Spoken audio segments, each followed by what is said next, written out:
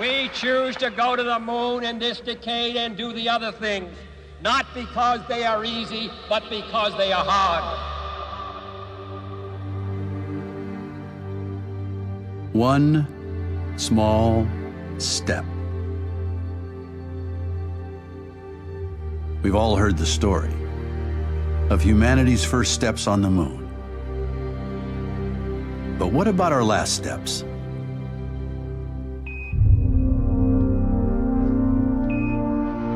This is Gene, and as I take man's last step from the surface for some time to come, but we believe not too long into the future, America's challenge of today has forged man's destiny of tomorrow.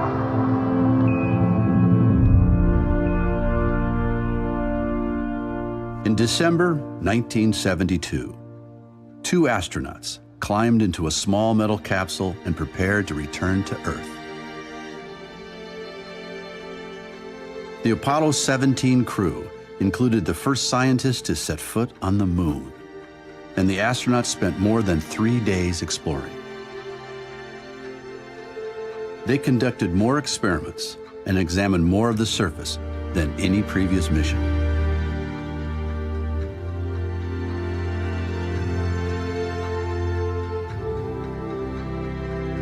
This concluded the Apollo program. More than 10 years' work by 500,000 men and women. In a competition between the United States and the Soviet Union, known as the space race, humanity proved that we could walk on the moon.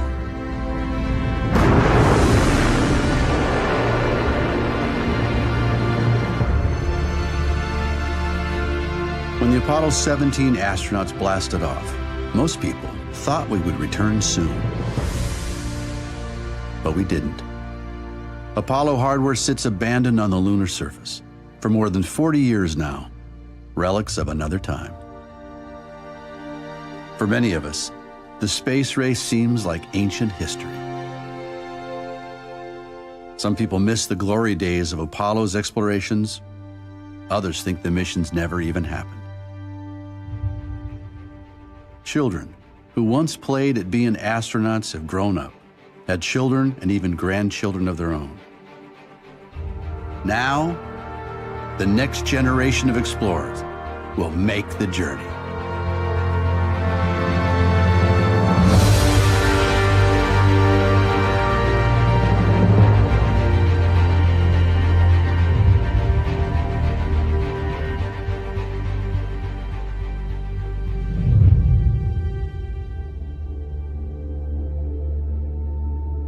Before humans venture into space, we send our robotic explorers to help us learn what challenges we will face.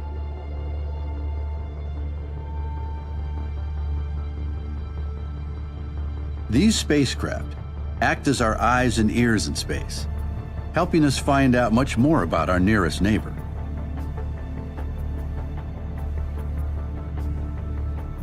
One of the earliest missions, Ranger 9, sent home thousands of images of the moon's surface in the moments before it deliberately crashed. It gave us the first detailed pictures of mountains and craters, helping us identify good landing sites. The Surveyor landers touched down more gently. While the Rangers had just one job, taking pictures, the Surveyors had robotic shovels and other tools. They performed the first experiments to find out what the moon is made of. Next, we sent rovers. The Soviets landed 2 Lunokhod rovers on the surface, each weighing about the same as a small car. Engineers on Earth drove them by remote control for many kilometers, taking ground-level pictures and testing the moon's soil.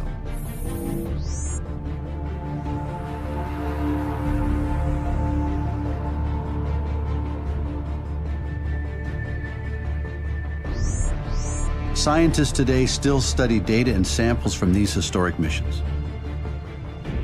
But these early visitors mostly told us about the small areas where they touched down. To get a bigger picture, we need to look at the moon from orbit. NASA and the European Space Agency have sent spacecraft to orbit the moon. And recently, China, India, and Japan have done the same. From orbit, these spacecraft have mapped the moon, cataloged chemicals on its surface, and even measured tiny changes in gravity from one place to another. A traveler to the moon experiences a smaller pull of gravity than on Earth, only 1/6 of what you're feeling right now. A visitor might also be shaken by moonquakes, which can start deep inside the moon.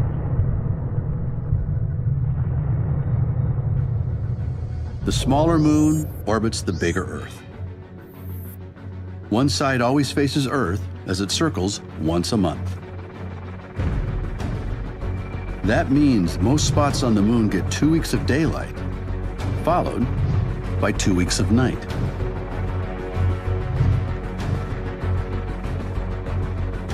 With no atmosphere to trap the sun's heat, temperatures can rise to more than 100 degrees Celsius, then drop to minus 150 degrees Celsius. A visitor to the moon needs to deal with this wide range of temperatures. But not every spot on the moon goes through such extremes. Near the poles, some mountains receive sunlight all the time, and some deep craters always remain in the dark. One spacecraft, called the L-Cross, went on a one-way mission to slam into one of these dark craters. The impact lifted up a cloud of material that had been hidden from the sunlight for billions of years. Inside this cloud, the L-Cross detectors discovered pure, frozen water. Water at the poles can help people to live on the moon. We can drink water, of course, use it for growing food, and also break it down into oxygen and hydrogen. Obviously, we need oxygen to breathe, but we can also use oxygen and hydrogen as rocket fuel. The moon has other resources too, including aluminum, iron, gold, even platinum. These can help us out here on Earth, help us survive on the moon, and help us venture to other worlds and beyond. But the moon lies far from Earth, and governments have spent tens of billions of dollars to travel there. Can we find a better, more economical way? What would motivate people to start a new space race? For centuries, people have created prizes to encourage exploration. In the 18th century, the British government offered a reward to improve navigation and to make ocean voyages safer. Nearly 100 years ago, New York hotel owner Raymond Ortigue offered a prize to the first person to fly across the Atlantic non-stop, a first step toward creating global commercial airlines.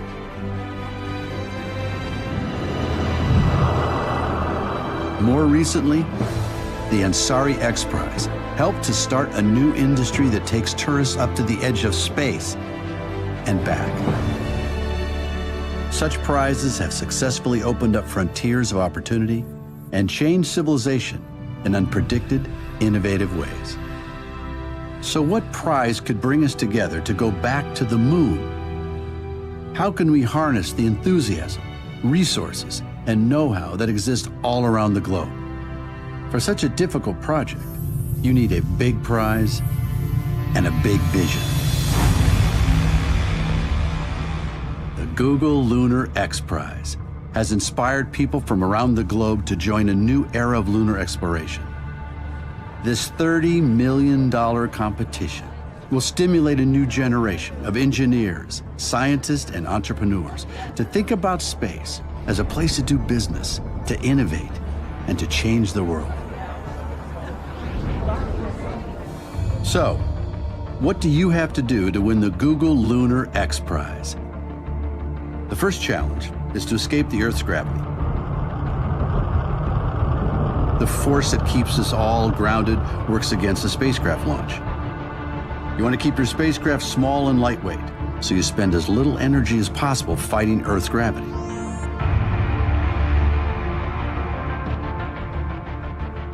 Once you're off the ground, you need to cross the 400,000 kilometers to the moon. One small miscalculation, and your spacecraft could end up missing the moon entirely.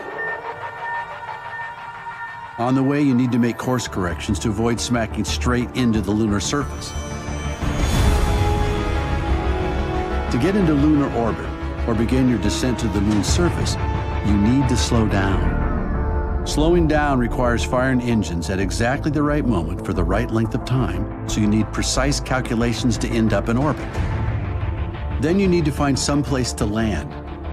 You'll probably want to avoid rocky hills and craters and land someplace flat. After making it to the surface, your craft has to either take off again or release a rover or smaller hopper. Then, whether it flies, hops, rolls, or roves, your spacecraft has to travel a distance of 500 meters. To claim the Google Lunar X Prize, you must now initiate your mooncast, take video and pictures, and send them back to Earth so we can all share what your spacecraft can see.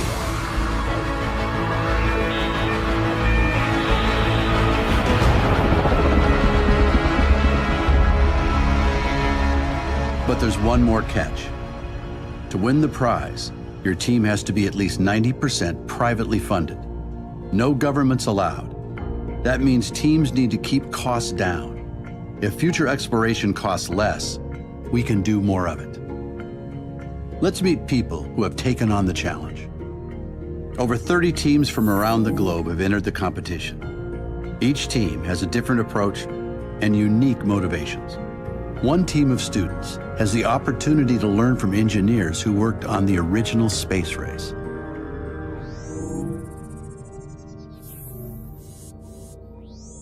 I'm Ruben with Team Omega Envoy. We are in Orlando, Florida, and our rover name is Sagan. And the cool thing about Sagan is that students are getting to design the rover, and they're also building it. So they get to send a piece of them to the moon.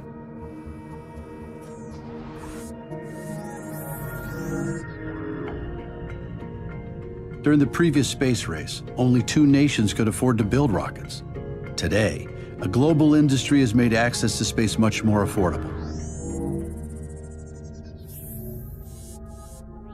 We are Barcelona Moon Team, and when we were selecting our launcher, we had several options. We had the European Vega, we had the Russian Dnieper, and the American Falcon 9. But we finally selected the Long March 2C, a Chinese launcher, very reliable and cost-effective. Without government funding, teams have to find ways to raise money. Most teams rely on volunteers from many disciplines.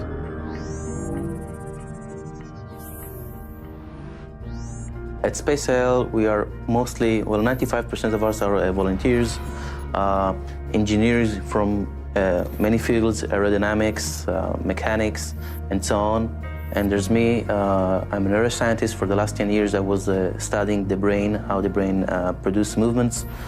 In the spacecraft, it's the same. Inputs are getting inside from different sensors, getting processed, and then a command is issued to the engines just instead of the muscles. Keeping the mass of a spacecraft small reduces the cost of a launch, forcing teams to explore compact and creative designs.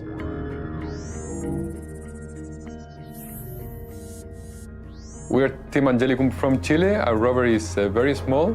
It will actually have the form of a sphere, and it will travel to the moon in a CubeSat form, 10 centimeters square wise.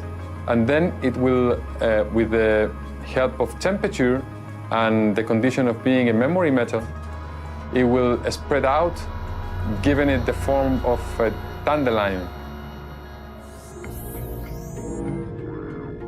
After landing, each team's equipment must travel 500 meters, but not all teams intend to do it with a rover.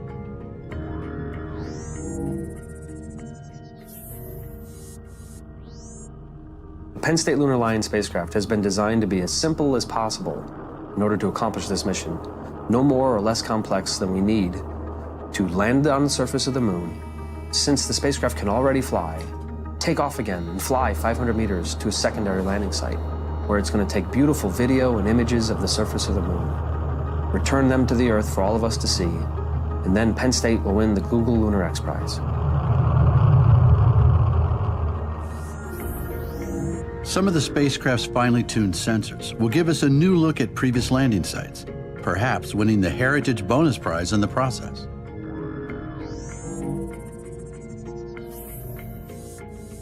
We're the part-time scientists, and with our rover Asimov, we're going to land at the Apollo 17 landing site, and we're going to capture the moon in a resolution that has never been done before. We want to film the place where man last walked on the moon, and we're using two special cameras which are actually capable of seeing much more than the human eye can see.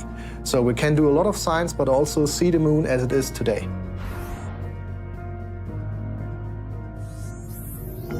The Google Lunar X Prize offers an incentive to get to the moon, but many of the teams are investing in technologies that will allow us to stay permanently.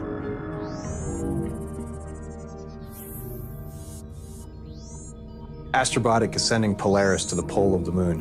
One of the major challenges is when the sun is out, it's hot. When the sun sets, it's very cold. The cold can get down to liquid nitrogen temperatures, which is many, many, many degrees below zero. We've found technologies and are developing technologies that can survive that night and start up when the sun comes up the next day. And that's a big deal because it changes a surface mission from a 12-day expedition to something that could last Earth years, which is something that hasn't been possible on the surface of the moon yet.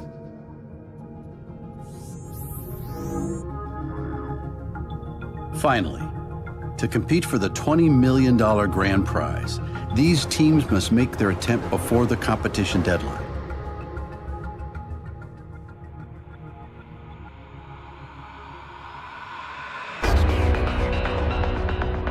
Before launch, these teams will have tested each and every component.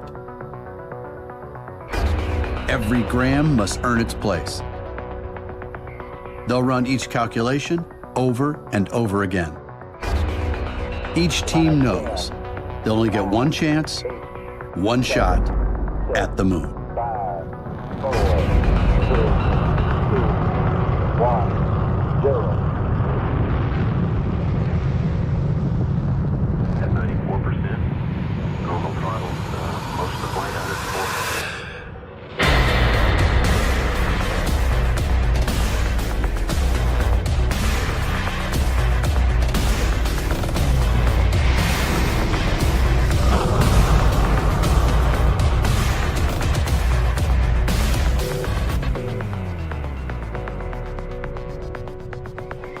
Who will make this daring attempt to win the prize? Which spacecraft will survive the 400,000-kilometer journey? Which team is going to land on the moon?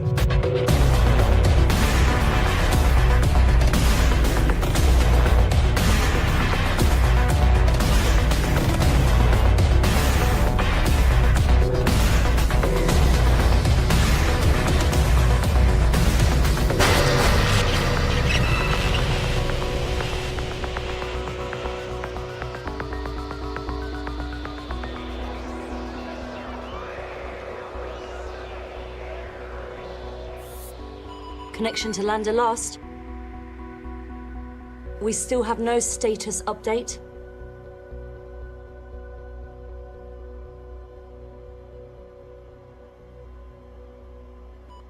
Signal acquired. Confirmed. We're down safe and on the moon.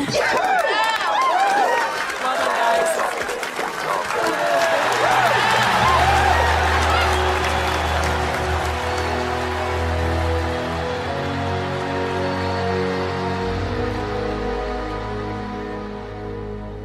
What message will the successful team send home? The first word sent from the lunar surface in more than 4 decades. But the race hasn't ended yet. The spacecraft must travel 500 meters and send back more video and images to win the X Prize. As the spacecraft prepares for the final part of the competition, where will you be? What will you be doing?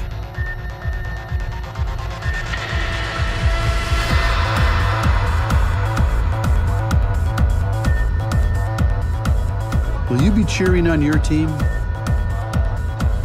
Will your team take the prize?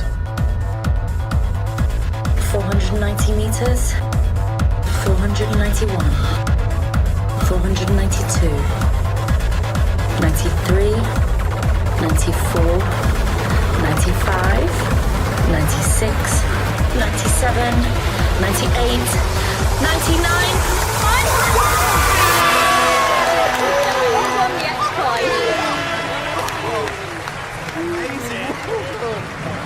The proposal in the X Prize has been moved. These tiny robotic spacecraft will lead the way, not just from Earth to the moon, but from the present to the future. I can't believe how far we had to walk, but we found it. And still in the same spot where it won the X Prize. Huh, I thought it would be bigger. Hey, it had some tough competition to win the prize. Sometimes smaller is better. This is so cool. I want my room. Sarah will be so jealous when she finds out we've been here. Our robots will lead the way, but they'll soon need humans to help explore our sister world.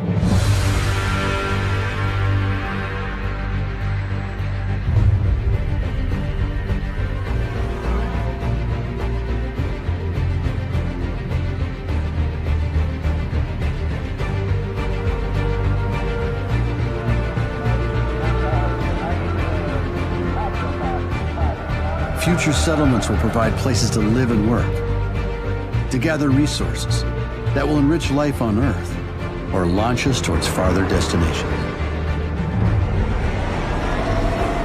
Okay, Team 3, do you need any assistance? No, we're done here. Just a minor repair. We'll be done in 5. Great. We'll check back with you.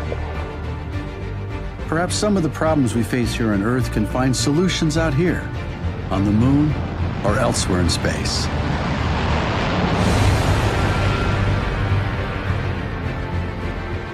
We can look to the stars with hope and promise. The journey from the present to the future begins with a few short voyages, fueled by humanity's competitive spirit.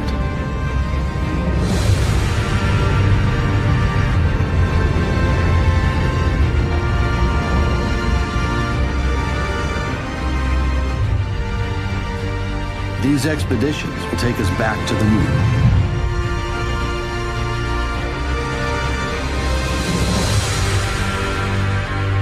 For good.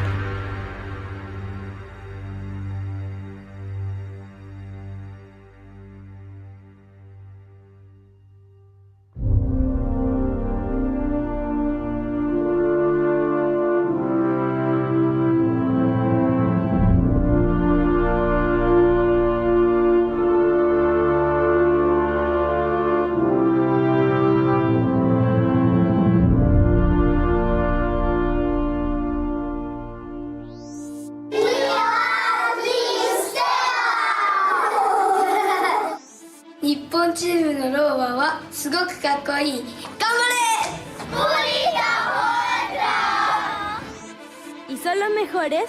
El Team Angelicum va a llegar a la luna. I would like that Barcelona moon team will reach the moon.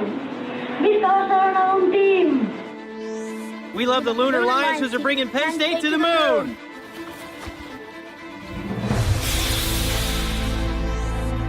I like Team Italia because they have something we have nicknamed the yellow tarantula because it kind of looks like a tarantula except it has 6 legs.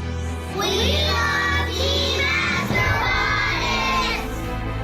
I think if I was in the competition, I would win.